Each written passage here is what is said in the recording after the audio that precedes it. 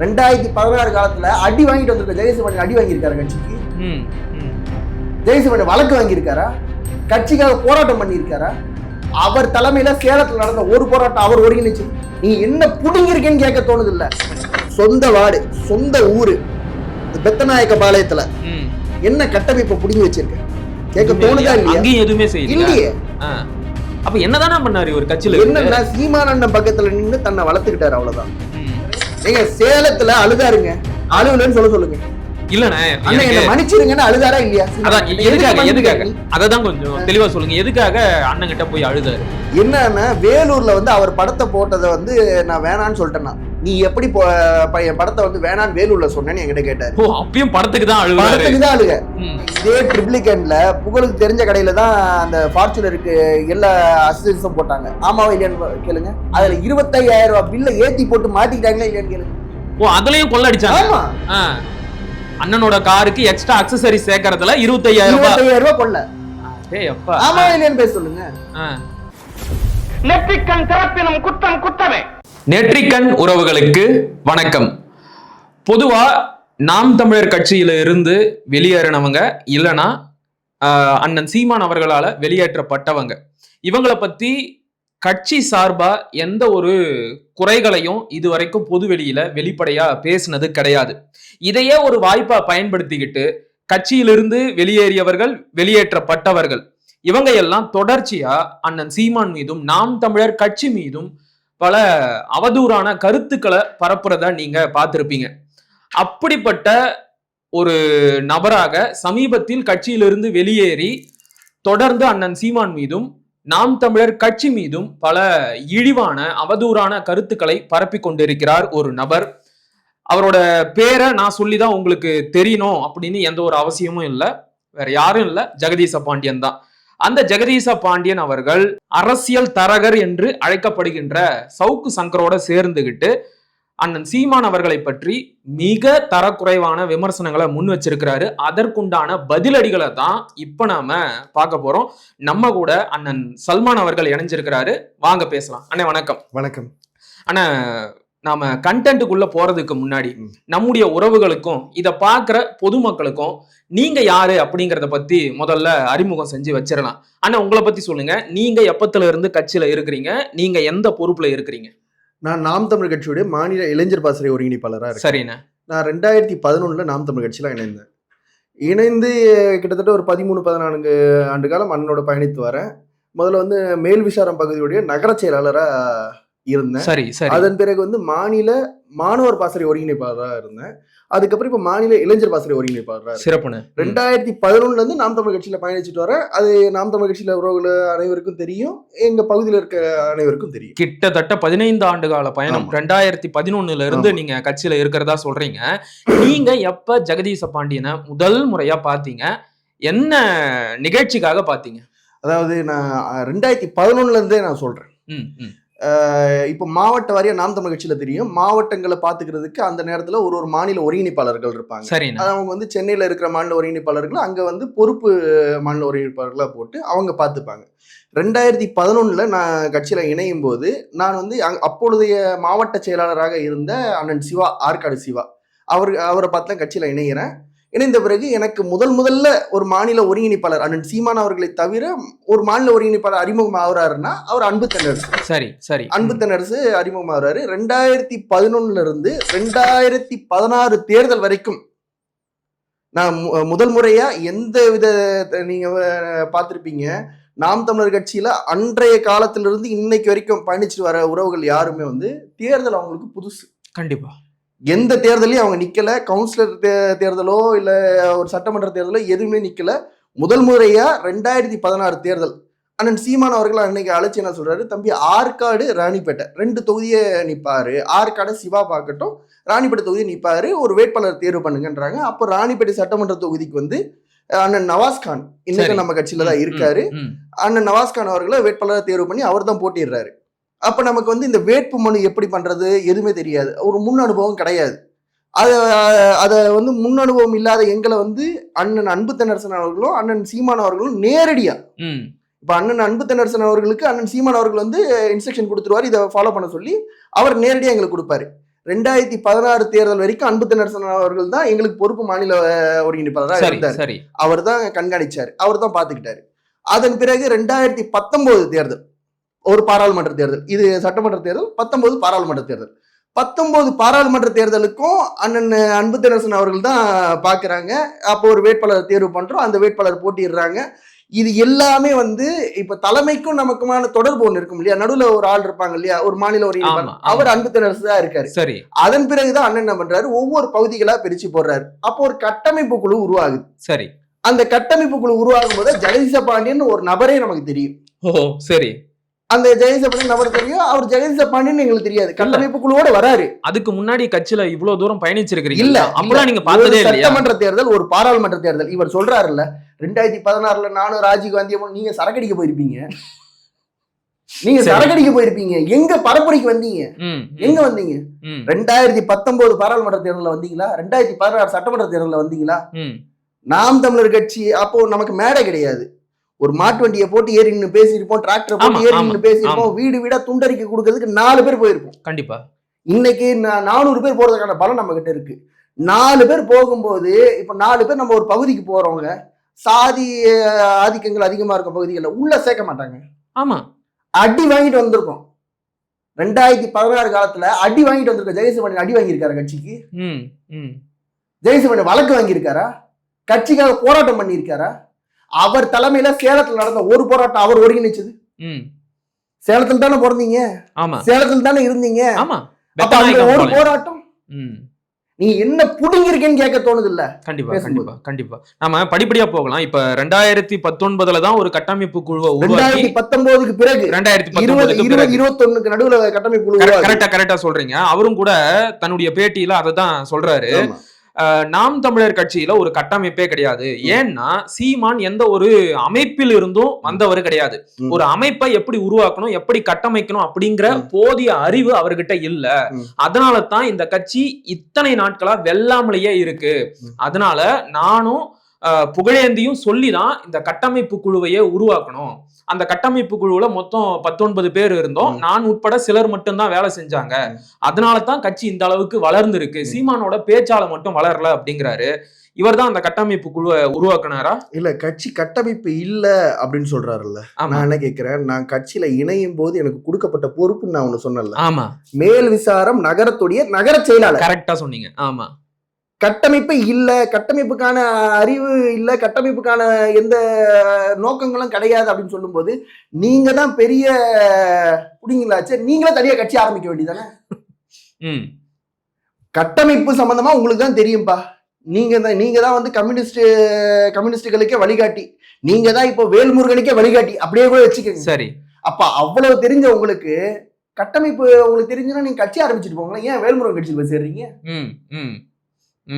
இப்ப இன்னொரு வார்த்தை அவர் சொல்றாரு, சீமானண்ணையே நாங்க தான் முன்னிறுத்தணும் எல்லாரும். ஆமா ஆமா, ஏன் நீங்களே நிக்க வேண்டியதானே? எல்லா தகுதியிலும் நீங்களே நிக்க வேண்டியதானே? அப்ப இதெல்லாம் பார்க்கும்போது என்ன தெரியுதுன்னா, இன்னைக்கு அண்ணன் சீமான் அவர்களுடைய வளர்ச்சி இவர்களுக்கு வைத்தறிச்சலா இருக்கு. கட்டமைப்பு குழு உருவாக்கப்பட்டது யாரால? அண்ணன் சீமான் அவர்களால. அண்ணன் சீமான் எதையும் உருவாக்கல, இவரெல்லாம் கிடையாது எங்களுக்கு. ஏன்னா இப்போ ஒரு காலகட்டம் வரும் இல்லையா, எல்லா கட்சியிலையும் முதல்ல இணையும் போது தலைமைக்கும் அவங்களுக்கான நெருக்கம் இருக்காது. அதுல பயணிக்க தலைமைக்கு அவங்க மேல ஒரு நல்ல மரியாதை வரும், நல்ல அபிப்பிராயம் வரும். அதன் பிறகு தலைமையோட ஒரு நெருக்கம் வரும். அப்ப நம்ம பார்க்கும்போதுதான் தெரியுது, ஏய் இவ்வளவு 234 தொகுதியை இப்ப திமுக தலைவர் ஸ்டாலினுங்க, அவர் 234 தொகுதியை பாக்குறாரு. கண்டிப்பா தமிழ்நாடு முழுக்க பாக்குறாரு. ஆனா அண்ணன் சீமான் அவர்கள் ஒட்டுமொத்த செந்தமிழர் பாசறையிலிருந்து உலக நாடுகள்ல இருக்கிற அத்தனை அமைப்புகள், நாம் தமிழ் கட்சியுடைய அமைப்புகள் அத்தனையும் இவர் கண்காணிக்கிறார். ஓ ஓ ஓ சரி. 234 தொகுதியோட அண்ணன் சீமான் அவர்கள் நிக்கல. அண்ணனுடைய பதிவுகள் நேத்து ஒரு பதிவு அனுப்புறாரு, நேத்து இரவு இன்னைக்கு விடிய கால 3 மணிக்கு அனுப்புறாரு. அப்ப ஒரு தூக்கமே இல்லாம ஒரு தலைவன் எப்பவுமே ஒரு விஷயத்தை யோசிச்சு பண்ணும்போது அவர் கால் தூசுக்கு நீங்க எல்லாம் ஈடாவீங்களா? அவருக்கு தான் ஒன்னும் தெரியல அப்படின்னு சொல்லிக்கிட்டு இருக்காங்க. கால் தூசுக்கு ஈடாவீங்களா? சரிண்ணே, நம்ம மறுபடியும் இந்த ஜெகதீச பாண்டியனுக்கே வந்துருவோம். நீங்க அவரை பார்த்ததுல இருந்து அவர் கூட கொஞ்சம் நெருக்கமா பயணிச்ச நபர். நான் சொல்லிடுறேன். இப்ப கட்டமைப்பு குழுவுல பாக்குறேன்னா பார்க்கும்போது இவர் தான் ஜெகதீச பாண்டியன் எனக்கு தெரியாது. தெரியவே தெரியாதா? எனக்கு தெரியாது. அண்ணனோட ரைட் ஹேண்டுன்னு சொன்னாங்க. அந்த கட்டமைப்பு குழுல யார் வராங்கன்றதை நம்ம பார்க்கணும். அந்த கட்டமைப்பு குழுல இதே அன்புத்தனரசன் வராரு, சரி, இதே ராவணன் வராரு, எல்லாருமே வராங்க கட்டமைப்பு குழு. அந்த நேரத்துல நம்ம கல்யாண சுந்தரமும் கட்டமைப்பு குழுல இருக்காரு, சரி, அவரும் வராரு. இவங்கெல்லாம் பார்க்கும்போது சரி ஒரு மாநில ஒருங்கிணைப்பாளர் வச்சு அண்ணன் சீமான் அவர்கள் உருவாக்கி இருக்காரு ஒரு கட்டமைப்பு குழு. அதன் பிறகு நான் கல்லூரியில, நான் பெங்களூர்ல சட்டக்கல்லூரியில படிச்சேன். அங்க வந்து எனக்கு ஜூனியரா இருக்காரு. யாரு? ஜெகதீச பாண்டியன். ஓ, அப்புறம் தான் சட்டம் படிக்கிறதுக்கே வந்தா? அதுக்கப்புறம் தான் வராரு. சரி, எனக்கு ஜூனியரா இருக்காரு. என்ன உலக அறிவியல் எல்லாம் படிச்சு கரைச்சு குடிச்ச ஒரு மாதிரி பேசிக்கிட்டு இருக்காரு. ஏங்க இன்னும் அரியரே முடிக்கலைங்க. சரி, மேல சொல்லுங்க. அப்பதான் பாக்குறேன். அப்ப நான் கேட்கறேன், நீங்க கட்டமைப்பு குழுல வந்தீங்களா நீங்க தானே? நான் கேட்கறேன். அப்ப என்னன்னா எங்களுக்கு வந்து மதிய உணவு கொடுப்பாங்க. மதிய உணவு வாங்குறதுக்காக நான் நிக்கிறேன். எனக்கு முன்னாடி தான் நிக்கிறாருன்னு நினைக்கிறேன், நினைவு சரியா இருந்தா. எனக்கு முன்னாடி நிக்கிறேன். கட்டமைப்பு குழுல வந்தீங்களா நீங்க தானே நான் கேட்கறேன். இதை அவர் மறுக்க முடியாது. ஆமா நான் தான் தம்பி ஜெகதீச பாண்டியன்றாரு. அதுக்கப்புறம் அந்த பழக்கம் அப்படியே ஏற்படுதுன்னு வைங்களேன். அதுக்கப்புறம் வந்து ஜெகதீச பாண்டியன் அண்ணன், சுரேஷ் அண்ணன் 2 பேரும் இந்த மாவட்டங்களை பாத்துக்கிறாங்க. வழக்கறிஞர் சுரேஷ் அண்ணன் 2 பேரும் இந்த மாவட்டங்களை பாத்துக்கிறாங்க. 2 பேருடைய தொடர்பு எங்களுக்கு அதிகமா இருக்கு. வராங்க, நிகழ்ச்சிக்கு வராங்க, எல்லாமே அப்படியே ஸ்மூத்தா போயிட்டு இருக்கு. போயிட்டு இருக்கும்போது இவரே ஒரு அரசியல் பண்றாரு ஜெகதீச பாண்டியன் உள்ளுக்குள்ளேயே. ஏன் படத்தையும் ராவணன் படத்தை மட்டும் தான் நீ போடணும், என்ன தொகுதியில சரி, என் படத்தையும் ராவணன் படத்தை மட்டும் தான் நீ போடணும், சுரேஷ் படத்தை போடக்கூடாது. அது எப்படி என்கிட்ட தான் சொன்னாரு. ஆனா எனக்கு புரியலண்ணா, நீ போடு. சரி, அதுக்கப்புறம் என்னன்னா அண்ணனோட நெருக்கமா இருக்காரு. இப்ப இந்த 2020க்கு பிறகு எங்க போனாலும் சீமான் அண்ணன் எங்க போனாலும் பிரஸ் மீட்ல யார் நிப்பாங்க? இந்த பக்கம் ஜெகதீச பாண்டியன், இந்த பக்கம் புகழ். இந்த பக்கம் வெற்றி, இந்த பக்கம் புகழ். இந்த பக்கம் ஜெகதீச பாண்டியன், இந்த பக்கம் புகழ். இதான் எங்க தமிழ்நாடு முழுக்க. எங்க போனாலும் இவங்க தான் நிப்பாங்க. நமக்கு ஒரு நமக்குள்ளே தோணும்ல, சரி அண்ணனுக்கு ரொம்ப நெருக்கம் போடுது, சரி சொன்னா செஞ்சிருவோம் அப்படின்னு தான் நம்ம இருந்தோம்.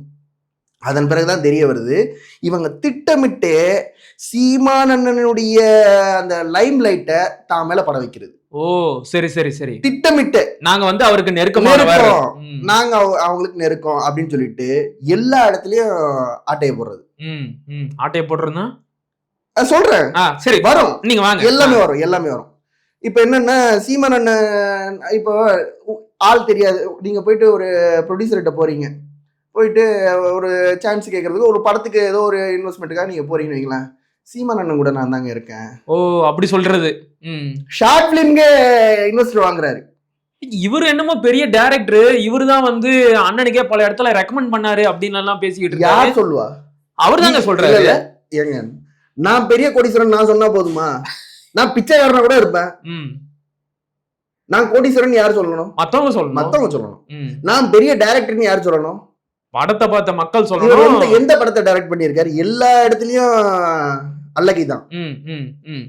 வெற்றிமாறனுக்கு அல்லகைதான், வேலை பார்த்த அத்தனை இடத்துலயும் அல்லகைதான். இப்ப நான் என்ன கேக்குறேன், நீ அல்லக்கையாவே இரு, எனக்கு இவ்வளவுதான் தெரியும்னு சொல்லு. நீ எனக்கு பெரிய அது சொல்லுவாங்க கிராஸ் வயல் அந்த மாதிரி நீ பேசினா வெறியாகுது இல்ல? எத்தனை வருஷம் உன்னை பாத்துட்டு இருக்கோம், நீ யாருன்னு எங்களுக்கு தெரியாதா?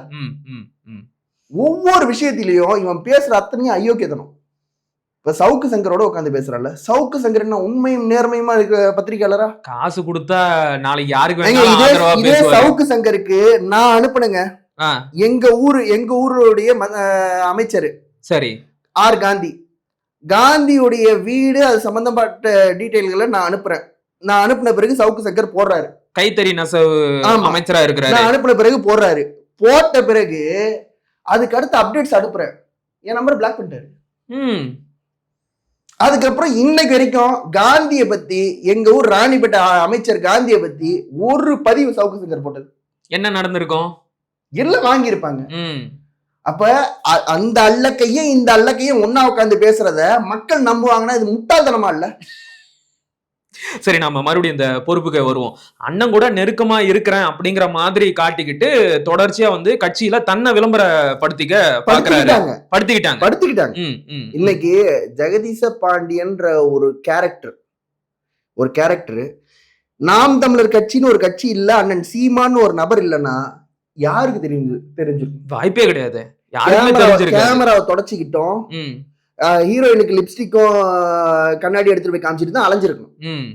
இன்னைக்கு ஜெகதீச பாண்டியன் ஒரு நபர் தெரியுறாங்க. ஜெகதீச பாண்டியன் மட்டும் இல்ல, இன்னைக்கு இங்க பேசிட்டு இருக்க சல்மான்ற நபரும் அண்ணன் சீமான் அவர்களின் நிழல் இல்லை என்றால் ஒண்ணுமே கிடையாது. சாதாரணமா நாங்களும் மத்த கட்சியில போய் சேர்ந்துக்கிட்டு கொடியை பிடிச்சிக்கிட்டு அவனுக்கு கோஷத்தை போட்டுக்கிட்டு தலைவர் வாழ்க ஒளிகன் கோஷத்தை போட்டுக்கிட்டு அவனுக்காக ஓட்டு போட்டுட்டு நின்று இருப்போம். இன்னைக்கு அரசியல் படுத்தி அரசியல் தெளிவை கொடுத்து ஒரு மிகப்பெரிய ஒரு இளைஞர் கூட்டம் அண்ணன் பின்னாடி நிக்குது. அந்த இளைஞர் கூட்டத்துக்கு ஒரு லைம் லைட் கொடுத்துருக்காங்கன்னா அண்ணன் சீமான் அவர்களை தவிர வேற எவனுமே கிடையாது. சரியா சொன்னீங்கண்ணே. இப்ப நீங்க சொன்ன மாதிரி அண்ணன் வந்து ஒரு கட்டமைப்பு குழுவை உருவாக்குறாரு, இவரையும் ஒரு பொறுப்பாளரா போட்டு உங்களுடைய தொகுதியில பொறுப்புகளை கவனிக்க சொல்றாரு. வந்தவர் பொறுப்புகளை ஒழுங்கா செஞ்சாரா? இல்லையே, செய்யலையே. எப்படிங்க செய்வாரு? எங்க ஊர்ல 2வது வார்டுல இந்த பிரச்சனை இருக்குன்னு எனக்கு தானே தெரியும். ஜெகதீச பாண்டியன் தெரியுமா? கண்டிப்பா வாய்ப்பே கிடையாது. களத்துக்கு வந்தாதானே தெரியும். ஜெகதீச பாண்டியன் 2020 2021 காலகட்டத்துல இருந்து 2024 23 வைங்களேன் 23 வரைக்கும் கட்டமைப்பு குழுல இருந்தல்ல. ஆமா. நீ புடுங்கினது என்ன? எதுவுமே செய்யலையா? என்ன செஞ்ச? நீ என்ன தெரியுமா செஞ்ச? 2000 இஸ்லாமியர்கள் நாம் தமிழ் கட்சியில இணைய நிகழ்ச்சி நான் நடத்தின வாழஜால. ஆமாண்ணே. அதுல சல்மான் திணறிட்டான். சல்மானால என்ன செய்யறதுன்னு தெரியல. நான் தான் 7 லட்சம் ரூபாய் நான் செலவு பண்ணேன். ஓ, அந்த நிகழ்ச்சிக்காக? அந்த நிகழ்ச்சியில எல்லா பேனர்லயும் போட்டோ போட வச்சே இல்லையா நீ? ஓ, அங்கேயும் வந்து விளம்பரம். அங்கேயும் விளம்பரம். ஆனா அந்த இணைப்பு நிகழ்ச்சிக்கும் இவருக்கும் எந்த சம்பந்தமும் கிடையாது. அது அண்ணனுக்கு தெளிவா தெரியும். அது ஈரோடு இடைத்தேர்தல், முதல் முறையா ஈரோடு இடைத்தேர்தல் நேரத்துல அண்ணன் வந்து அங்க போயிட்டு அழைச்சி வாழ்த்து சொல்றாரு. எனக்கு வாழ்த்து சொன்னது இவனுக்கு எரியுது. ஓ ஓ ஓ, சரி சரி. அன்னைக்கு அந்த மண்டபத்தை அவ்வளவு நிறைவா இன்னைக்கு பாமக விசிகவால அந்த மண்டபத்தை நிறைக்க முடியல. நம்ம நிறைச்சு காட்டினாங்க. 2000 புதிய உறுப்பினர்கள் நினைச்சு காட்டணும். இதையெல்லாம் செய்ய வேண்டியது, இதையெல்லாம் வழிநடத்த வேண்டியது கட்டமைப்பு குழுல இருந்த ஜெகதீச பாண்டியன் வேலையா இல்லையா? கண்டிப்பா. இதை செஞ்சியா இல்லையா? செய்யலையா? செய்யலையே. ஆனா அவர்தான் என்னமோ அமைப்பை எப்படி கட்டணும் அப்படிங்கறதையே அண்ணன் சீமானுக்கு சொல்லி கொடுத்தாரு. சொந்த வார்டு சொந்த ஊரு பெத்தநாயக்க பாளையத்துல என்ன கட்டமைப்பை புடிங்கி வச்சிருக்க? கேட்க தோணுதா இல்லையா? அங்கேயும் எதுவுமே செய்யலையே. அப்ப என்னதானே பண்ணாரு ஒரு கட்சியில? என்னன்னா சீமான் அண்ணன் பக்கத்துல நின்னு தன்னை வளர்த்துக்கிட்டாரு, அவ்வளவுதான். போற இடத்துல எல்லாம் சீமான் அண்ணன் வந்து என்ன நான் இல்லன்னா சீமான் அண்ணன் இல்ல அப்படின்ற ஒரு புரிதலை கொண்டு வந்துருவாங்க. அது யார்கிட்ட கொண்டு வருவாங்க? புதுசா கட்சிக்குள்ள வராங்க பாருங்க, அவங்க கிட்ட கொண்டு வருவாங்க. கட்சியிலேயே பயணிச்சிட்டு இருக்க கட்சியில சீமான் அண்ணனை பார்த்து அரசியலுக்கு வந்த எங்களை மாதிரி ஆட்கள்கிட்ட செருப்படி வாங்குவோம். சரி, நான் என்ன கேக்குறேன்னா, அண்ணன் வந்து ஒரு பொறுப்பு கொடுத்தாரு, அந்த பொறுப்பை சரியா செய்யல. தொடர்ந்து தன்னை முன்னிலைப்படுத்திக்கிறதையும் தன்னை விளம்பரப்படுத்திக்கிறதையும் இவர் செய்யறாரு. அப்படிங்கிற போது இவரை எப்பயோ நீக்கி இருக்கலாமே, ஏன் வந்து அண்ணன் நீக்காம வச்சிருந்தாரு? என்னன்னா சீமான் அண்ணனை பொறுத்த வரைக்கும் உங்களுக்கு நல்லா தெரியும், அண்ணனுக்கு ஒருத்தர் பிடிக்கல அப்படின்ற பட்சத்துல பேசுறத குறைச்சுப்பாரு. கண்டிப்பா. சரிங்களா? பேசுறத குறைச்சுப்பாரு. அதுக்கு அடுத்து அவர் பார்த்துட்டு இருக்க வேலையை வேற ஆளை விட்டு பார்க்க சொல்லுவாரு. வேலூரை எங்க இருந்தோ சேலத்துல இருந்து ஒருத்தன் பாக்குறத விட வேலூர்ல இருக்கிறவனை பார்க்க சொல்லுங்கன்னு சொல்லிட்டு வேலூர்ல இருக்க எங்களை பார்க்க சொல்லிட்டாரு. சிறப்பு. இதுதான் ஒரு தலைவர் இப்படிதானங்க முடிவு எடுக்க முடியும். கண்டிப்பா. இப்ப ஜெகதீச பாண்டியனை அங்கிருந்து எடுத்துட்டு அதுக்கு பதிலா வெற்றிக்குமரன் முதல்ல இருந்து எடுத்துட்டு வந்து போனா ஜெகதீச பாண்டியனை பார்த்த வேலையை தான் பார்ப்பான். அதேதான். சரிங்களா? அப்ப ஜெகதீச பாண்டியன் அங்க எடுத்துட்டு அங்க அந்த மண்ணின் மக்களை போட்டு, ஏன்னா கட்சி வந்து அடுத்த பரிணாம வளர்ச்சிக்கு போகும்போது அங்க கேடர்ஸ்கள் உருவாகும், அந்த கேடர்ஸ்களை தலைமை பயன்படுத்திக்கும். இதுதான் நடந்துச்சு கட்சியில. சரி, இவருக்கு என்னன்னா ஒரு கால் தமிழ்நாட்டை நான் தான் பார்க்கணும். ஒரு பக்கம் கால் தமிழ்நாட்டை வந்து வெற்றிக்குமரன், ஒரு பக்கம் கால் தமிழ்நாட்டை வந்து புகழ், ஒரு பக்கம் கால் தமிழ்நாட்டை வந்து ஜெகதீச பாண்டியன், ஒரு பக்கம் திருச்சி எல்லாம் வந்து திருச்சி பிரபு, இப்படி பிரிச்சு சொந்தம் கொண்டாட நினைச்சாங்கன்னா என்ன கேட்கிறேன், கட்சி உங்க அப்பா வீட்டு கட்சியா? அதாவது அண்ணன் சீமான் அடிக்கடி சொல்ற மாதிரி கட்சிக்குள்ள வந்துட்டு கட்சிக்கு ஆள் சேர்க்கிற வேலையை விட்டுட்டு உனக்கு ஆள் சேர்க்காத, கட்சி வளர்க்கிற வேலையை விட்டுட்டு உன்னை வளர்த்துக்கிற வேலையை பார்க்காத அப்படின்னு சொல்லுவாரு. ஆனா இவங்க முழுக்க அந்த வேலையை மட்டும்தான் பார்த்திருக்காங்க. இன்னைக்கு நான் ஏற்கனவே சொன்னது போல அவங்க இருக்கிற வரைக்கும் அண்ணனுடைய பிரஸ் மீட்டுகளை எடுத்து பாருங்க. இவங்க 2 பேரும் தமிழ்நாடு இங்க சென்னையில ஆரம்பிச்சு கன்னியாகுமரி போற வரைக்கும் இவங்க தான் நிப்பாங்க. இன்னைக்கு அண்ணன் சீமான் கன்னியாகுமரி போறாரா, கன்னியாகுமரி மாவட்டத்துல இருக்க பொறுப்பாளர்கள் நிக்கிறாங்க. வேலூருக்கு வராரா, வேலூர்ல இருக்க பொறுப்பாளர்கள் நிக்கிறாங்க. ராணிப்பேட்டைக்கு வராரா, ராணிப்பேட்டையில இருக்க பொறுப்பாளர்கள் நிக்கிறாங்க. அப்ப இந்த மாற்றத்தை அண்ணன் உருவாக்க விரும்புறது இவங்களுக்கு கசக்குது. நாங்க தான் இருக்கணும் எல்லா இடத்துலயும். இதுதான் இவங்க என்ன சொல்றாங்க, ஒரு வார்த்தை அவன் சொன்னா எனக்கு பெரிய எரிச்சல் ஆயிடுச்சு. ஆனா நீங்க முதல்வர் ஆகணும்னா நாங்கெல்லாம் துரைமுருகன் மாதிரியும் நாங்கெல்லாம் வந்து பொன்முடி மாதிரியும் நாங்க மாறணும். டேய், பொன்முடி மாதிரி துரைமுருகன் மாதிரி நீங்க எல்லாம் மாறது கிடையாது. சீமான் கட்சி ஆரம்பிச்சாரு, அசிங்கமா இல்ல? கரெக்ட். அப்ப இவன் பேசுற பேட்டிலே தெரியுது இவன் யாருன்னு. அப்ப தன்னை வந்து ஒரு துரைமுருகனாகவும் தன்னை பொன்முடி, நீ அப்ப என்ன கான்செப்ட்ல கட்சிக்குள்ள இருக்க? அப்ப உனக்கு வந்து தமிழ் தேசியம் முக்கியம் கிடையாது, பதவி வளரணும், பதவி அதிகாரம், தான் வந்து துரைமுருகன் ஆகணும், தான் வந்து பொன்முடி ஆகணும். அப்ப இதே போய் வேல்முருகன் சொல்லு, நான் பொன்முடி ஆகணும், நான் துரைமுருகன் ஆகணும்னு. வேல்முருகனே ஒத்த எம்எல்ஏக்கு மேல வாங்க முடியாம உட்காந்துட்டு இருக்காரு. அவரே இன்னைக்கு தொங்குவோமா அருந்து போமான்னு தொங்கிட்டு கிடக்குறாரு. அவரை போட்டு இன்னும் போட்டு இழுத்து இழுத்து நடுத்தர கொண்டு வந்து விடுறாங்களா இல்லையான்னு பாருங்க. இப்ப நீங்க சொன்ன மாதிரி ஒருத்தர் சரியா செயல்படல, ஒரு நிர்வாகி சரியா பணி செய்யல அப்படின்னா அண்ணன் சீமான் அவர்கள் முதல்ல அவர்கிட்ட பேசுறத நிறுத்திக்குவாரு அப்படின்னு சொன்னீங்க. இவரையும் ஒரு கட்டத்துல ஒதுக்கி வச்சதுனால ரொம்ப அழுது கெஞ்சி அழுதாருங்க. அப்படியா? சேலத்துல இதுக்கு வந்து பல பேர் வாழ்நாள் சாட்சியா இருக்காங்க. இல்லன்னு ஜெயசபடினால மறுக்கவே முடியாது. என்னமோ பெரிய வீராதி வீரர் மாதிரி பேசுறாரு. ஏங்க சேலத்துல அழுதாருங்க, அழுவலன்னு சொல்லுங்க. இல்லண்ணே, மன்னிச்சிருங்கன்னு அழுதாரா இல்லையா? எதுக்காக அததான் கொஞ்சம் தெளிவா சொல்லுங்க. எதுக்காக அண்ணன் கிட்ட போய் அழுதாரு? என்னன்னா வேலூர்ல வந்து அவர் படத்தை போட்டதை வந்து நான் வேணான்னு சொல்லிட்டேன்னா, நீ எப்படி என் படத்தை வந்து வேணான்னு வேலூர்ல சொன்னேன்னு என்கிட்ட கேட்டாரு. அப்பயும் படத்துக்கு தான் அழுக. இல்லங்க, நாங்க வேலூர்ல இருக்கிறவங்கள போட்டு நாங்க கட்சி நடத்திக்கிறோம், நீங்க போட வேண்டாம். குறிப்பா வந்து வாணியம்பாடியில கொடி ஏத்துனாங்க. கொடியில கல்வெட்டுல அவர் பேரை போட வேண்டாம், நான் ஏன் பேரை போட வேணான்ட்டேன். ஏன்னா நானும் அந்த வாணியம்பாடிக்கு எனக்கு சம்மந்தம் கிடையாது. நான் இருக்கிறது ராணிப்பேட்டையில, பாத்துக்க சொல்லியிருக்காங்க, பாக்குறோம், அவ்வளவுதான். அங்க போட வேண்டான்ற செய்தி அவருக்கு போயிருக்கு. போனதுல ஏன் போட வேணான்னு என்னங்க நீங்க ஏதாவது பேசினா அண்ணன் கிட்ட பேசிக்கங்க. அதுக்கப்புறம் அண்ணன் கிட்ட அழுதன்னு நானே பார்த்தேன். இன்னைக்கு சேலத்துல இருக்க அத்தனை பொறுப்பாளர்களும் அது சாட்சி. என்ன சொல்லி அண்ணன் எங்களை மன்னிச்சிருங்கண்ணே, என்ன மன்னிச்சிருங்கண்ணே, என்கிட்ட பேசாம இருக்காதீங்க. முதல்ல அண்ணன் கொடுக்குற பெரிய தண்டனையே பேசாம இருக்கு. சரியா சொன்னீங்க. ஆமா, அண்ணன் கோவப்பட்டு திட்டா கூட பரவாயில்ல, அமைதியா இருந்தாருன்னா நம்ம முடிஞ்சோன்னு அர்த்தம். ஏன்னா சீமான் அண்ணன் ஈஸியா எல்லாத்துக்கும் ரியாக்ட் பண்ண மாட்டாரு. ரியாக்ட் பண்றாருன்னா நம்ம சோலி முடிஞ்சிச்சுன்னு அர்த்தம். ஏதோ ஒரு தவறு நம்ம செஞ்சிருக்கோம், அதை தவறு அவர்கிட்ட ஒத்துக்கிட்டா விட்டுருவாரு. இல்லன்னு சாதிச்சோம்னா சரி ரைட் போயிட்டு வா. சரியா சொல்றீங்க. இப்ப என்னன்னா ஜெயசபணி நாங்க அழுதத ஜெயசபணி மறுக்க முடியாது. நீ எந்த தவறும் செய்யலன்னா ஏன் மன்னிப்பு கேட்ட அழுது? சரியான கேள்வி. எந்த தப்பும் செய்யல, நீ ஒழுங்காதான் வேலை செஞ்ச அப்படின்னா நீ ஏன் அழுத? இன்னைக்கு வெற்றி வந்து பேசுறாரு, தேவா வந்து அப்படி பண்றாரு, தேவா இப்படி பண்றாருன்னு. இதே வெற்றியை நீக்கின பிறகு வெற்றி யாருக்கு போன் பண்ணாரு? சீமானனுக்கு போன் பண்ணாரு. தேவானனு தானே போன் வந்துச்சு. தேவான போன்ல தானே மத்தவங்க கிட்ட பேசுன. அப்ப மட்டும் தேவான உனக்கு நல்லா இருக்கா? இவங்களுக்கு என்னன்னு தேவாண்ணன் மேல அவ்வளோ காண்டு இல்ல. என்னன்னா இவங்க இன்னைக்கு கூட என் இடத்துல பாக்கியா இருக்கான். ஓ அப்படி. என் இடத்துல தேவா இருக்கான். உன் இடம் எதிரா தொடர்ச்சியா வந்து இன்னைக்கு பாக்கியராஜன் யாருன்னு உங்களுக்கு தெரியும், எனக்கு தெரியும். கண்டிப்பா எங்க வேலை செஞ்சுட்டு இருந்தாரு, இப்ப அவர் எங்க வந்து வேலை செஞ்சுட்டு இருக்காரு உங்களுக்கும் தெரியும், எனக்கு தெரியும். எத்தனை விஷயத்த அவர் வந்து சாக்ரிஃபைஸ் பண்ணிட்டு இந்த காலத்துல நிக்கிறாருன்றது உங்களுக்கும் தெரியும். அவர் நினைச்சிருந்தாருன்னா எவ்வளவு வசதியா இருந்திருக்கலாம். இன்னைக்கு இந்த நிலைமையில இருந்து இந்த ஏதோ ஒரு கொள்கைக்காக வந்துட்டோம், இறுதி வரைக்கும் உயிரோட இருந்துட்டு போயிடுவோம், உணர்வோட இருந்துட்டு போயிடுவோம் நிக்கிறாரு. அந்த சாக்ரிஃபைஸ் உனக்கு இருக்கா? அதுல ஒரு பங்காவது உனக்கு இருக்கா? நீ தொடர்ச்சியா என்ன பண்ண? பாக்கியராஜ் அப்படி பண்றாரு, பாக்கியராஜ் இப்படி பண்றாரு, நீ அவரை காலி பண்ற வேலையை தானே பார்த்த. ஓ அந்த வேலையை வேற பார்த்தாங்களா? ஏங்க இப்ப இவங்க சொல்றாங்கல்ல சீமான் அண்ணன் வந்து அப்படி கார்ல போறாரு, இப்படி கார்ல போறாரு. ஃபார்ச்சுனர் கார் வாங்கினது அதை ரெக்கமெண்ட் பண்ணது யாருன்னு நினைக்கிறீங்க? யாரு? புகழும் ஜெயசபடி தான். இல்லன்னு சொல்லுங்க. சரி, அதை ரெக்கமெண்ட் பண்ணது இவங்களா இல்லைன்னு மறுத்து பேச சொல்லுங்க. ஆனா அவர் அந்த பேட்டியில சொல்றாரு, நான் வந்து எளிமையா இருக்க சொன்னேன், சொகுசு ஹோட்டல்ல எல்லாம் போய் தங்காதீங்கன்னு சொன்னேன். இதே ட்ரிப்ளிகேன்ல புகழுக்கு தெரிஞ்ச கடையில தான் அந்த ஃபார்ச்சுனருக்கு எல்லா அசிஸ்டன்ஸும் போட்டாங்க. ஆமாவா இல்லையான்னு கேளுங்க. அதுல 25,000 ரூபாய் பில்ல ஏத்தி போட்டு மாட்டிக்கிட்டாங்களா இல்லையான்னு கேளுங்க. ஓ அதுலயும் கொள்ளடிச்சாங்க. ஆமா, அண்ணனோட காருக்கு எக்ஸ்ட்ரா அக்சசரி சேர்க்கறதுல 25,000 ரூபாய் கொள்ள. ஆமா இல்லையான்னு பேச சொல்லுங்க. சரிதான்.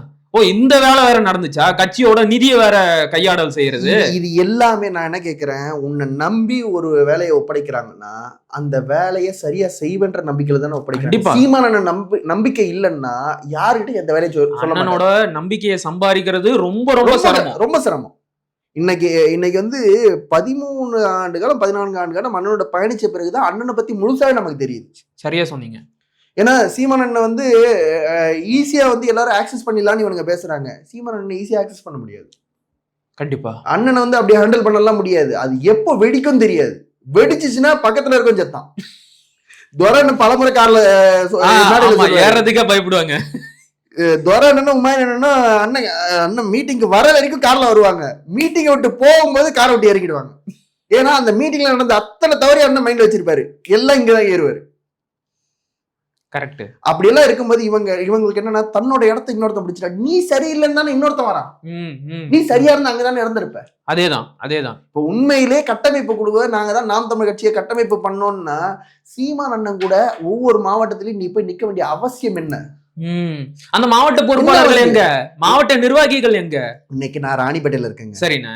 பக்கத்து மாவட்டம் வேலூர், ஒருங்கிணைந்த மாவட்டத்தை இப்ப பிரிச்சிருக்காங்க. பக்கத்து மாவட்டம் வேலூர். வேலூருக்கு சீமான் அண்ணன் போகும்போது என்னால நிக்க முடியுமா முடியாதா? கண்டிப்பா நிக்கலாம். ஆனா நான் அங்க நகர்ந்து நிக்கிறேன்னா அதுதான் என்னுடைய பண்பு. சீமான் அண்ணன் கத்து கொடுத்துருக்கிறது அதுதான். ஏன்னா அங்க உழைச்சிட்டு இருக்கான், அதே மாதிரி 13 வருஷம் 14 வருஷம் 15 வருஷமா உழைச்சிட்டு இருக்கான். அவன் நிக்கணும் அண்ணன் கூட. சரியா சொன்னீங்க. இப்ப அந்த ஒரு மாண்பு கூட இல்ல, அந்த ஒரு புரிதல் கூட இல்லைன்னா நீ எல்லாம் என்ன இத்தனை வருஷமா சீமான் அண்ணன் கூட இருந்து என்ன பிரயோஜனம்? எல்லா இடத்துலயும் என்னன்னா எப்படியாவது இந்த மனுஷனை வச்சு நம்ம வளர்ந்துருவோம், வளர்ந்த பிறகு இந்த மனுஷனை நம்ம வெட்டி விட்டுருவோம். நீ வெட்டுறதுக்கு அது என்ன வாழை மரம்னு நினைச்சியா? ஆலமரம் அவ்வளவு சுலபமாலாம் வெட்டி சாச்சிட முடியாது. சரிண்ணே, அவரு இன்னும் சில விஷயங்களை சொன்னாரு, என்னால சகிச்சுக்கவே முடியல. சீமானுக்கு கொஞ்சம் கூட தைரியமே இல்ல, நாங்க தான் அவருக்கு தைரியமா கொடுத்தோம். காலையில எந்திரிச்சு கண்ணாடியை பார்த்தாரு அப்படின்னாலே பயந்துருவாரு, நாங்க தான் அவருக்கு தைரியம் கொடுத்து இவ்வளவு தூரம் வளர்த்துட்டு வந்தோம் அப்படிங்கிறாரு. இவரோட தைரியம் எல்லாம் எப்படிப்பட்டது, அதை கொஞ்சம் சொல்லுங்களேன். இல்ல இவரு பொதுவா பார்க்க போனா இவர் பெரிய பயந்தாங்குழிங்க. ஜெகதீச பாண்டியன் பெரிய பயந்தாங்குழி. இதுல வெற்றியாவது ஓரளவுக்கு நின்றுவாப்ல. சரி. அது மதுரையில பிறந்ததால அது அந்த அது தானாவே இருக்கும்னு வச்சுக்கோங்களேன், இயல்பானது. இவர் பெரிய தொடர்நடுங்கி. இவரை பொறுத்த வரைக்கும் எவனாவது ஒருத்த கட்டமைப்புக்குள்ள உட்கார்றாங்கல்ல, உள்கட்சி சிக்கல் இருக்கும். எவனாவது ஒருத்தன் நீ யாருன்னு கேட்டா அடுத்து பேச மாட்டான். நான் தான் இந்த பொறுப்பாளரு, கேக்குற கேள்விக்கு பதில் சொல்லு அப்படிலாம் வராது, நடுங்கி போயிடுவாங்க. ஜெகதீச பாண்டியன் ஏதாவது ஒரு பிரச்சனையில ஏதாவது ஒரு ஆர்ப்பாட்டம் போராட்டங்கள்ல போலீஸ்காரனை எதிர்த்து பேசி பார்த்திருக்கீங்களா? நான் பார்த்ததே கிடையாது. எங்கேயாவது பாத்திருக்கீங்களா? போலீஸ்கார எங்க நாம் தமிழ் கட்சி எங்க ஆர்ப்பாட்டம் நடந்தாலும் அடக்குமுறைகள் இல்லாம இருக்காது. போலீஸ்காரனையோ மாற்று கட்சிக்கார ஜெகதீச பாண்டியன் போன மேடைகள்ல பிரச்சனை பாத்திருக்கீங்களா? ஜெயசிமன் பிரச்சாரத்துக்கு போறாங்க, ஏதாவது மேடையில அவர் நல்லா பேசி பாத்திருக்கீங்களா? ஒரு 5 நிமிஷத்துக்கு மேல இல்லையே. ஆனா நீங்க சொல்லும் போதுதான் எனக்கு ஒரு கேள்வி வருது. இப்ப அண்ணன் கூடவே பயணிச்சாரு, அண்ணனுக்கு நாங்க தான் தைரியம் கொடுத்தோம் அப்படின்னு சொல்றாங்க இல்லையா? அண்ணன் மேல குறைஞ்சது 200 வழக்குக்கு மேல இருக்கு. இவர் மேல எத்தனை வழக்கு இருக்கு தெரியலையா? அண்ணன் எனக்கு தெரிஞ்சு ஒரு வழக்கு 2 வழக்கு அவ்வளவுதான். அவ்வளவுதானா? அவ்வளவுதான். என் மேல 14 வழக்கு இருக்கு. உங்க மேலேயே 14 வழக்கு இருக்கு. அதுல 13 வழக்கு கட்சிக்காக வாங்கினது. அப்ப இப்படி எல்லாம் இருக்கும்போது நம்ம இவ்வளோ ஒரு வருஷத்துக்கு ஒரு வழக்குன்னு வச்சுக்கோங்களேன். நீ கட்சி ஆரம்பிச்ச காலத்துல இருக்கன்ற உன் மேல எத்தனை வழக்கு? ஒண்ணு கூட கிடையாதா? இல்லையே. அப்ப எந்த போராட்டத்துல தான் கலந்துட்டாரு? இன்னைக்கு சீமான் அண்ணா அதுக்காக போராடலையா? சீமான் அண்ணா அந்த மாநாடு நடத்துற இந்த மாநாடு நடத்துற, நீ இருக்கும்போது ஏன் இதை பண்ணல? இன்னைக்கு பேசுறல்ல, இன்னைக்கு இவ்வளவு தெளிவா பேசுறல்ல, நாங்க கம்யூனிஸ்ட் சித்தாந்தத்தை உள்வாங்கிட்டு நாங்க இப்படி இருந்தா எங்களுக்கு மாநாடுனா எப்படி தெரியும் நடக்கணும்னு தெரியும். எங்களுக்கு இது மாநாடுனா 3 நாள் நடக்கணும் 4 நாள் நடக்கணும்னு நீ இருக்கும்போது ஏன் ராசா நடத்தல? இவர் ஒரு மாநாட்டை கூட தலைமை ஏற்று நடத்தவே இல்லையா? இவர் நடத்தினது அந்த சேலத்துல ஒரு மாவீரர் நாள் நடந்துச்சு. ஆமா, அந்த மாவீரர் நாள் மட்டும் அவர் ஒருங்கிணைச்சு நடத்தினாரு. அதுக்கு ஒரு 2.5 லட்சம் ரூபாய். நான் சொல்லல அவர் இதுக்கு கவுண்டர் கொடுக்கட்டும். அந்த 2.5 லட்சம் ரூபாய் எங்க வந்துச்சு நான் சொல்றேன். இல்ல பரவாயில்ல, கொஞ்சம் பூடகமா சொல்லுங்க, என்னதான் பண்ணாரு? இவர் சொல்றாருல சீமான் அங்க பணம் வாங்கிட்டாரு இங்க பணம் வாங்கிட்டாரு. அந்த 2.5 லட்சம் ரூபாய் பணம் எங்க இருந்து வச்சுன்னு எனக்கு தெரியும். எனக்கு தெரியும்ன்றது அவருக்கு தெரியும். அப்ப பல இடத்துல கையை நீட்டி இருக்காரு. இல்லன்னு மறுத்து பேச சொல்லுங்க. ஆனா அவர் என்ன சொல்றாருன்னா, நான் என்ன கேக்குறேன், அந்த 2.5 லட்சம் ரூபாய் பணம் வந்துச்சு இல்ல, அது யதார்த்தமா நான் போகும்போது அது மாட்டிக்கிட்டாப்ல. 2.5 லட்சம் ரூபாய் பணம் வாங்குறதுக்கு ஒரு இடத்துக்கு வந்திருக்காரு, யதார்த்தமா நான் போறேன் மாட்டிக்கிறேன். அதுக்கப்புறம் விசாரிக்கும் போது இதுதான் தெரிய வருது. அந்த 2.5 லட்சம் ரூபாய் பணம் அந்த அந்த மாவீரர் நாளுடைய கணக்குல வரல, கணக்குல வரல. ஓ, எடுத்து போட்டுக்கிட்டாச்சு, முடிஞ்சு போச்சு. ஆனா அவர் என்ன சொல்றாருன்னா, ஒவ்வொரு தேர்தல்லையும் சீமான் தன்னுடைய வேட்பாளர்களை வச்சு ஆளுங்கட்சி கிட்டையும் எதிர்கட்சி கிட்டையும் பணம் வாங்குறாரு, பணம் வாங்குறதுக்காகத்தான் அவர் தேர்தலையே போட்டி போடுறாரு அப்படிங்கிறாரு. இந்த குற்றச்சாட்டு எப்படி பாக்குறீங்க? இதுக்கு வாழ்நாள் சாட்சி நான். சொல்லுங்க. சரிங்களா? 2011 இருந்து கட்சியில இருக்கிற, இது வரைக்கும் நான் தேர்தலில் நிக்கல. இன்னைக்கு சும்மா நீங்க மைக் எடுத்துட்டு போயிட்டு எங்க ஊர் ராணிப்பேட்டையில ஏதாவது ஒரு அரசியல் கட்சியை சார்ந்தவங்கிட்ட இந்த மாதிரி சல்மான் வேட்பாளரா நிக்க வைக்கிறாங்க, சல்மான் மனைவியை நிக்க வைக்கிறாங்க அப்படின்னு கேட்டா, கட்சிக்காரங்கிட்ட, மக்கள்கிட்ட கட்சிக்காரங்கிட்ட கேட்டா ஏங்க அவனை நிப்பாட்டுறாங்கன்னு தான் கேட்பாங்க. ஓ சரி. சரிங்களா? நம்ம தேர்தலில் நிப்பாட்டாமலே நம்ம பல இடையூறுகளை கொடுத்து பணம் கொடுக்க முடியாம அவங்களுக்கு எந்த அளவுக்கு டார்ச்சர் கொடுக்க முடியுமோ அந்த அளவுக்கு டார்ச்சர் கொடுத்துருக்கோம். இன்னைக்கு என் மனைவி வேட்பாளர் திமுக அதிமுக காரனுக்கு தூக்கம் இல்ல. ஓ சரி. தூக்கம் இல்ல. எங்க இவங்க சொல்றது உண்மையா இருந்தா சீமானன் எப்படி தாரிகா சல்மான வேட்பாளர்னு சொல்லியிருப்பாங்க? கரெக்டா கேட்டீங்க. இதுக்கு வாழ்நாள் சாட்சி நானு. ஜெகதீச பாண்டியன் போயிட்டு நின்னாருல்ல கள்ளக்குறிச்சியில, ஆமா, யார்கிட்ட பணம் வாங்கிட்டாங்க வேட்பாளரா நின்னாரு? என்னன்னு எப்படி கேக்குறீங்க? அண்ணன் தானே அவர் தானே சொல்றாரு பணம் கொடுத்துதான் வேட்பாளர் நிப்பாட்டுறாருன்னு. ஜெகதீச பாண்டியன் நிப்பாட்டுறதுக்கு யார்கிட்ட பணம் வாங்குறாரு? இல்ல இவர் யார்கிட்ட பணம் வாங்கிட்டாங்க போய் நின்னாரு? ஒண்ணு இது இருக்கணும், இல்ல அது இருக்கணும். கரெக்ட். இப்போ ஜெகதீச பாண்டியன் உண்மை நேர்மையுமா நிப்பாரு. இவரே தான் சொல்றாரு, எப்பா அவனை அறிவிச்சு விடுங்கப்பா, அவனை அறிவிச்சுட்டா எனக்கு பேசுறத தவிர வேற வேலை இல்லைன்னு சீமானண்ணன் சொன்னதா இவர் சொல்றாரு. ஆமா. அப்ப சீமானண்ணங்கிட்ட அழுத்தம் கொடுத்து வேற எவங்கிட்டயாவது பணத்தை வாங்கிட்டு இவன் வேட்பாளர் இல்லாம நான் தான் வேட்பாளரா வரப்போறேன் அப்படின்னு சீமானண்ணனுக்கு அழுத்தம் கொடுத்து நீ வாங்கினியா, இல்ல சீமானண்ணன் யார்கிட்ட வாங்கிட்டு ஒண்ணு கொடுத்தாரா? ரெண்டுல என்ன பதில்? இதுக்கு அவர் தான் பதில் சொல்லணும். ரெண்டு கேள்வி. ஒண்ணு, இங்க வாங்கப்பட்டதா நீ வாங்கினியா? இங்க வாங்கப்பட்டதுன்னா யார்கிட்ட வாங்குது? அங்க வாங்கினா அங்க நான் வாங்கலன்னு சொல்லி நீ வாங்கினதுக்கு ஆதாரம் நான் தரேன். ஓ தேர்தலையும் வாங்கி இருக்கிறாரு. அவர் வாங்காத இடமே கிடையாதுங்க. என்னன்னா சொல்றீங்க? தேர்தல் யார்கிட்ட வாங்கினாரு? அவர் வாங்காத இடமே கிடையாது. அவர் தேர்தல்ல நான் வாங்கலன்னு சொல்லட்டும், அவர் வாங்கின நபரோட பேரோட நான் சொல்றேன். ஆனா அவர் என்ன சொல்றாருன்னா, நீங்க அந்த பேட்டியை பார்த்திருப்பீங்க. நான் என்ன கேக்குறேன், தேர்தல் நேரத்துல நீங்க உங்களுக்கு தெரியும் 2024 பாராளுமன்ற தேர்தல் எப்படி போச்சுன்னு தெரியும் உங்களுக்கு. ஐயோ ரொம்ப சிரமமா இருந்துச்சு. நாம் தமிழர் கட்சிக்கு அது எவ்வளவு நெருக்கடியான தேர்தல், பொருளாதார சிக்கல், எந்த விதமான இப்போ வெளிநாட்டுல இருந்து இங்க நமக்கு உதவி செய்யறவங்களுடைய எந்த உதவிகளும் வராத நேரம் அது. ஆமா ஆமா. இதுக்கு முன்னாடி இருந்தது போல வரல. ஏன்னா அவ்வளவு நெருக்கடிகள். அதுக்கு முன்னாடிதான் என்ஐஏ சோதனை நடந்தது. ஆமா, அவ்வளவு நெருக்கடிகள். அந்த நேரத்துல எங்கேயுமே நியூஸ் வரலங்க. கள்ளக்குறிச்சியில் ஜெகதீச பாண்டியன் நடந்து போன நியூஸ். ஓ சரி. நடந்து போன நியூஸ். அங்க போய் பள்ளிவாசல் இன்னும் ஓட்டு கட்டா நியூஸ். எப்படின்னு பார்த்து நான் விசாரிச்சேன். ஏன்னா இந்த ஆளை பத்தி எனக்கு தெரியும்ல. நான் விசாரிச்சதுல 2 மெயின் ஸ்ட்ரீம் மீடியாவுக்கு பேக்கேஜ் பேசி கொடுத்துருக்காரு. ஏது இவருக்கு காசு? அதுதான் நான் கேட்கிறேன். எங்கேயோ கை நீட்டி இருக்கிறாரு. இவர் கொடுக்கல பணத்தை. இவருக்கு பேக்கேஜ் பேசி கொடுத்தது வேற ஒரு கட்சிக்காரன். இவர் சொல்றாரு மத்த கட்சிக்கிட்டலாம் அண்ணன் சீமான் கை நீட்டினாரு அப்படின்னு. நான் என்ன கேக்குறேன், உனக்கு பேக்கேஜ் பேசி கொடுத்து மீடியாக்காரங்கிட்ட கான்ட்ராக்ட் போடுறதுக்கு திமுக காரனுக்கு எங்க வேர்த்து வடியுதுன்னு நான் கேட்கிறேன். சரி சரி. எனக்கு என்னன்னா, இவ்வளவு தூரம் நடந்துருச்சுல்ல, அண்ணனுக்கு தெரிஞ்ச உடனே இவர் மேல எந்த நடவடிக்கையும் எடுக்கலையா? இல்ல, எல்லாத்துக்கும் ஒரு கேர்டசி இருக்கு. என்னன்னா, அன்னைக்கு அழுவும் போது சீமான் அண்ணன் ஒரே வார்த்தை சொல்றாரு, யாருக்குமே இல்லாத ஒரு தகுதி உனக்கு இருக்கு, அந்த தகுதியை நீ காப்பாத்திக்க அப்படின்னு தான் அவர் சொன்னாரு. இன்னைக்கு இருக்க அதுலதான் நிக்கிறார் சீமான் அண்ணன். இன்னைக்கு இருக்க பேசாததுக்கு காரணமே இருந்துட்டான், எதையோ ஒரு எதிர்பார்ப்புல இருந்துட்டான், நம்ம அவங்ககிட்ட எந்த எதிர்பார்ப்போடும் நம்ம பழகல அப்படின்ற ஒரு பழக்க வழக்கத்துக்காக தான் இன்னைக்கு வரைக்கும் பாக்குறாரு. ஆனா சீமானனுடைய இந்த நிலைன்றது எந்த அளவுக்குன்றது ஜெகதீச பாண்டியனுக்கு தெரியும். அவருடைய அமைதி அப்படிங்கிறது ஒரு அளவுக்கு எல்லையை மீறி போகும்போது என்ன நடக்கும்ன்றது, என்னென்ன விஷயங்கள் வெளிவரும்ன்றது ஜெகதீச பாண்டியனுக்கு தெரியும்.